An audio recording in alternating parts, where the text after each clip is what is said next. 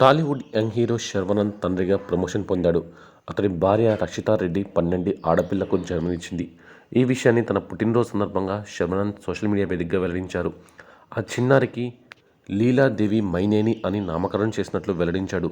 ఈ క్రమంలో social media వేదికగా శర్వానంద్ దంపతులకు శుభాకాంక్షలు వెల్లువెత్తుతున్నాయి. అయితే ఈ గుడ్ న్యూస్ని శర్వానంద్ ఆలస్యంగా ఫ్యాన్స్తో పంచుకున్నాడు. వీరికి పాప పుట్టి కొన్ని రోజులు గడుస్తోంది. శర్వానంద్ పుట్టినరోజు సందర్భంగా శర్వా తన ముద్దుల కూతురితో భార్యతో కలిసి ఉన్న ఫోటో షేర్ చేసి అసలు విషయం చెప్పాడు. ఇక రక్షితారెడ్డిని శర్వానంద్ గత ఏడాది జూన్ 23న వివాహం చేసుకున్నాడు. అత్యంత సన్నిహితులు, ఇరు కుటుంబాల పెద్దల సమక్షంలో వీరి వివాహం అంగరంగ వైభవంగా జరిగింది. జైపూర్లోని లీలా ప్యాలెస్ వీరి పెళ్లికి వేదికైంది.